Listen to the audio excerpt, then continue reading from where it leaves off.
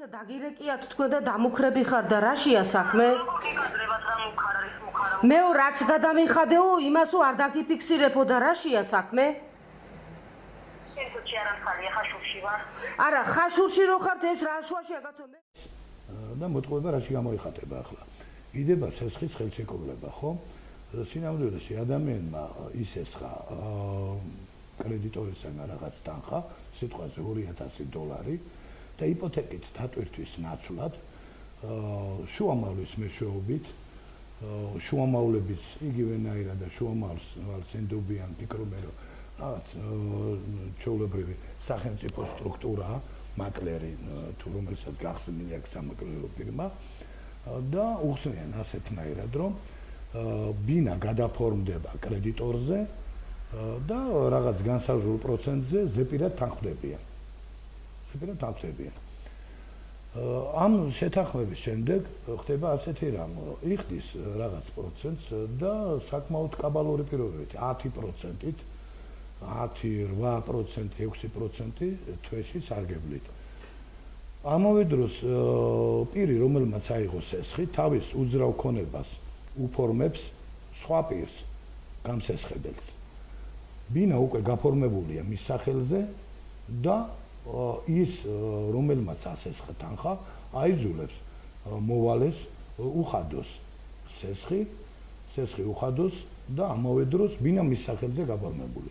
თუ კი რაღაცა პერიოდში ხშირად ხდება ასეთ შემთხვევაში, ჩემ პრაქტიკაში ყოფილა, დავუშვათ ეუბნება რომ 6 თვის ვადით და თვეში უნდა მიხადო 10%, ხო? უხდის 10%-ს რაღაც პერიოდში 2-3 დღე ან 1 კვირა ვერ გადაიხადა ის 10% თანხისა, ეუბნება მე აღარ შემიძლია ხო მთლიანად გადამიხადე ის ჩემი 2 თუ $3000 რაც მოგეცი, პროცენტზე აღარ მაქვს საუბარი, სასწრაფოდ ნახულობენ თავისთან შეკრულ პირს ისევ იმ შუამავალთან ერთად. ეს პირები დაკავშირებული არიან შუამავალ მაკლერებთან, სალომბარდო ორგანიზაციებთან და ამოცვლას უძახიან, ასე ვთქვათ.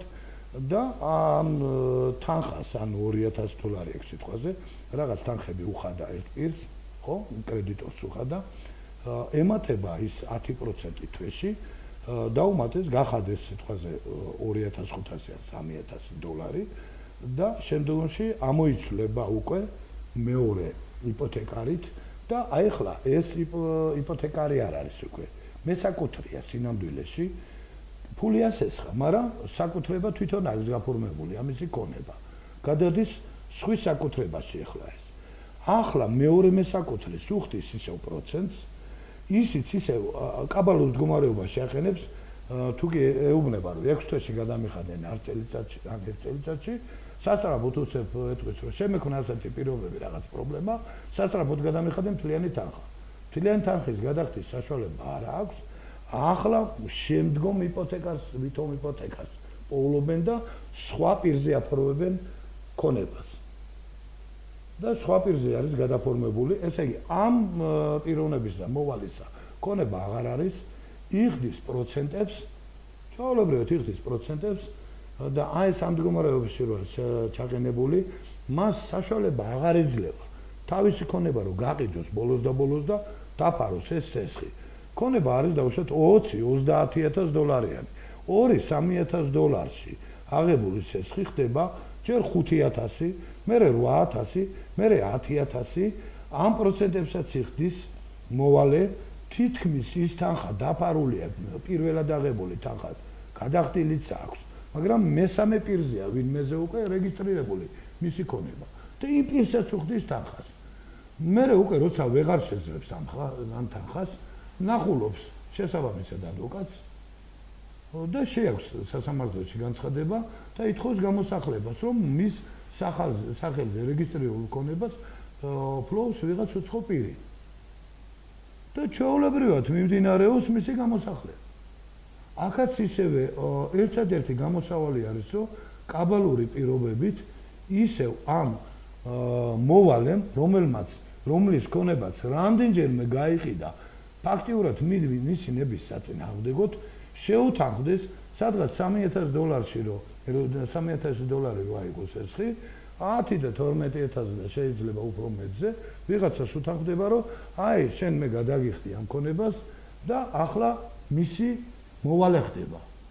და ასე დაუსრულებს და ბოლოს კარგავს ამ ქონებას. და მე რატომ მინდოდა ეს მე თქვენთვის სამეხსაა, რომ ეს უნდა გაითვალისწინო იმ პირებმა, რომლებიც იღებენ ვალს იღებენ ასეთი კრედიტორებისგან და ასეთი პირობებით, როცა არის გადაფორმებული მისი საკუთრება. საკუთრება მას აღარ აქვს უკვე პირველივე სესხის აღებისას, სხვაზეა გადაფორმებული, მაგრამ იხდის პროცესს.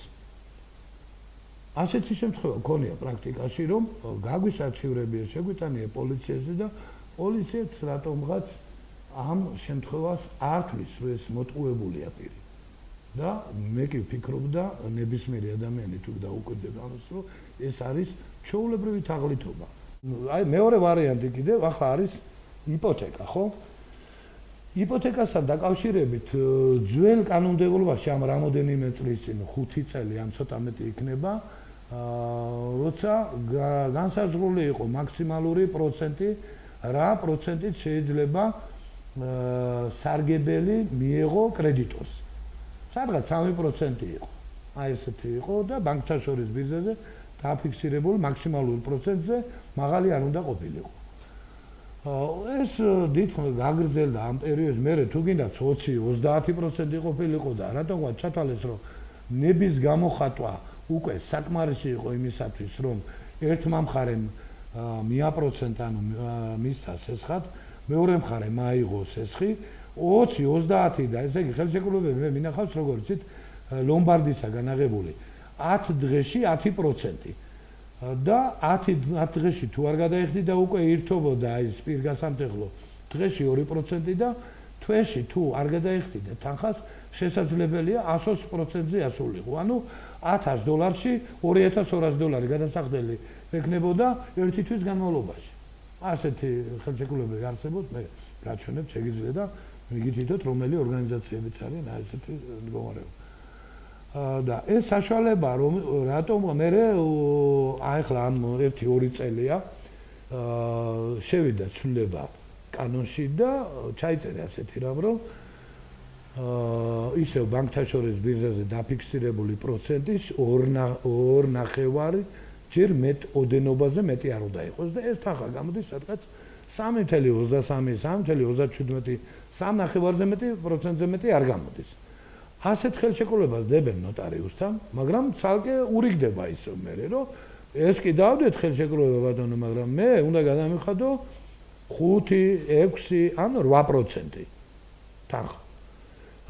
ჩაწერილიც არის სანოტარო აქტში. მაგრამ ისე ვიძახი, რატომ არ აკეთებს დაუშვათ მოვალე ამას, ხო? მოვალეს ჯაბნის ფსიქოლოგიურად უკვე. რატო ჯაბნის ეს გასარკვევია და უნდა გაარკვიეს შესაბამისმა ორგანოებმა. რატო ჯაბნის და თუ არ ჯაბნის, ნახავთ, გაიკითხავთ, მე გაჩვენეთ ამ მოვალეებს, სულ ყველა არიან იმდენად შეჩინებულები, ყველა სიტყვაზე თანახმა არიან კრედიტორისა და შუამავალ მაკლერის ნებისმიერ წინადადებაზე. უხდიან თანხას, თანხა არსად არ ფიქსირდება.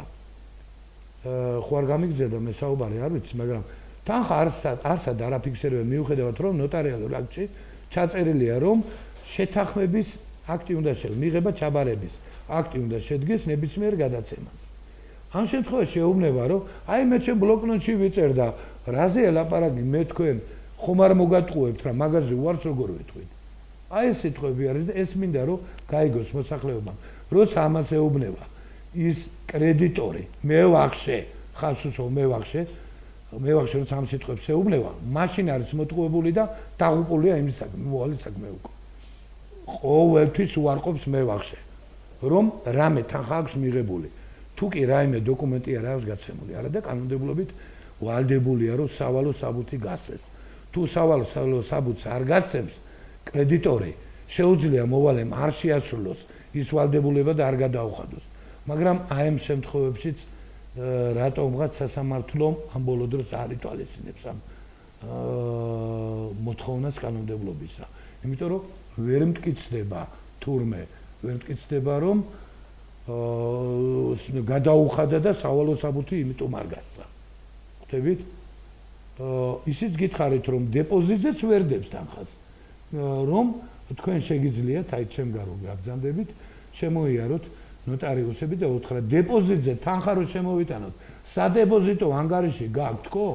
და რას გეტყვიან, ნახავთ გორში, ყოველ შემთხვევაში თბილისში კი ბატონო, ნუ რამოდენიმე ნოტარიუსს აქვს, მაგრამ გორში ასეც მე მგონი რომ ვერ ნახავთ, მე არ ვიცი ყოველ შემთხვევაში. სადაც ვიყავი, სადეპოზიტო ანგარიში არ აქვს გასული რომ მიეცეს საშუალება მოვალეს, როცა არ უხდი და ეს ვალი ხელოვნურად არ გაეზარდოს, დადოს ის თანხა იმ სადეპოზიტო ანგარიშზე. ესეც ვერ ახერხებს. ანუ ის დარღვევაც ხდება. ამ დარღვევაზეც მე ვფიქრობ, სისხლის სამართლის საქმე უნდა იქნას აღძრული, რომ არ მოხდეს ესეთი დაკაბალება მოვალეებისა. სისხლის სამართლის საქმე უნდა იყოს აღძრული, ხო გამოძალვა ჩვეულებრივად, როცა 3%-ია ჩაწერილი ნოტარიალურ აქტში და 6% თხოვს და აქ შუამავალიც ჩემი თანდასწრებითაც და მეორე ადვოკატიც ბრძანდებოდა ჩემთან ერთად, როცა ვიყავით ამ საკითხის შემოსული, თუ არ აწყობსო ჩვენ არ ვართ თანახმა. ანუ იმდენად არიან უკვე პირდაპირ ვიტყვი გათავხედებულები, იმიტომ რომ სამართალდამცავი ორგანოებისაგან შიში არ აქვთ, აღარ აღძრავენ საქმეებს, თუ არა მე მქონდა ასეთი საქმე, არ მინდა გვარი დავასახელე, მგონი თქვენთვის ცნობილია, ტელევიზიითაც ვიყავით და არ აღძრეს საქმე, როცა სამმა იპოთეკარმა, ვითომ იპოთეკარმა გადაიფორმეს $8,500 გამოძალეს პიროვნებას და შემდგომში გამოასახლეს. ამაზე არ აღძრეს საქმე. და ჩვეულებრივ ამბავი ყოფილა თურმე რომ ფულის გამოართვან და ბინას მათზე იყოს გაფორმებული. აი ესეთი სიტუაციები ხდება.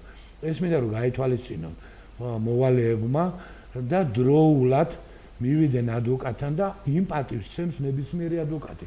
მე არ მგონია რომ ვინმე ყოველგვარი აი ფასიც რო დაჭირდეს. ხო ურჩევნია გადაიხადოს ის ფასი. განა რა უნდა გადაიღო 20 და 30 არის ხო? მაგრამ ნებისმიერ მე ვიცი, მე ყოველ შემთხვევაში უფასოდ მიცემ კონსულტაციას, რომ არ ჩავარდეს ასეთ მდგომარეობაში. რომ არ ჩავარდნენ ასეთ მდგომარეობაში და ასეთი რამ არ გააკეთონ. არ დაუხარონ თავი აი ნოტარიალური ხელშეკრულების გამო იმ კრედიტორს. იმ კრედიტორისაგან ბოლოს განადგურებულები არიან. ხშირად მოდიან უკვე ვეღარ შველით უკვე ისეთ მდგომარეობაში არა. უკვე სხვაზე გაყიდული როა ბინა მერე მოდიან უკვე. თან პირდებიან რომ არა უჭირს გაიყიდოს, მაგრამ მერეც მოგელაპარაკები ამას ეუბნებიან. მერეც შევთანხმდებით, გადამიხდი ფულს და გამოვა. არა აქვს მნიშვნელობა ეუბნებიან. მაგრამ ბოლოს უკვე ვინც აუქციონზე ყიდულობს ეუბნება. მე სულ არ მაინტერესებს აუქციონზე ვიყიდე და კარგად ბრძანდებოდეთ ჩემია ვინ. კი, ჩამოივლით გორში სალომბარდო ორგანიზაციებია, საშუალო ორგანიზაციები და შევბრძანდებით, გეტყვი მე თანხა რო გჭირდება, რაც უფრო სწრაფად გინდა რომ თანხა აიღო, მით უფრო მაღალი იქნება პროცენტი სხვათა შორის. მით უფრო მაღალი იქნება გადასახადი სარგებლის სახით. არ ვიცი თუ გინდა ჭავჭავაძე ჩაიარეთ საბაძის ქუჩაზე და სხვათა შორის მაკლერს შეეკითხები გვარზე არც გეტყვიან რა გვარია. მე შეიძლება გამიგზავნე ვისთან იყავი შუამავალთან რა გვარია, რა მისამართზეა, ვინ არის, ვინ გაგაბედნიერე ასე ვთქვათ ჭყალებში და გვარსაც არ ეუბნებიან. არიციან ვისაც თანხას აძლევენ დაუშვათ $500, $800, $1000. არც კი იციან ვინ არის. და ყოველგვარი ქვითრის გარეშე, ჩეკის გარეშე. ეს თუ ან ტელევიზიაში არ გავიდა მანამდე და თქვენ მიბრძანდებით და ეტყვით რომ ეს შუამავალი მჭირდება, გადაუხადეთ თანხა და თუ რაიმე დამადასტურებელი დოკუმენტი მოგცათ, მაშინ მითხარი რომ მე რა დაღელაშვილო, არასწორი მითხარი და არასწორი ბრძანდებით გო. ეს არის ესე იგი გავრცელებული პრაქტიკა უკვე. ეს პრაქტიკა დაღუპავს ადამიანებს. ძალიან ცუდ მდგომარეობაში აკეთებს. ხალხი უკვე საცოდავ მდგომარეობაში არის, აი ახლა ზედიზედ მოხდა ჩემთან და იმიტომ შეიძლება ცოტა უფრო ასეთნაირად ვსაუბრობ, რომ სადღაც $6,000-ში 30 და 40,000-იან ქონებას რომ კარგავს, ის 6,000 მე შემდგომში გახდა, თორე მანამდე სულ $3,500 ქონდა აღებული. ისიც პროცენტით გაეზარდა და უკვე ფაქტიურად გამოსახლებაზეა მე მგარი იმის საკითხი.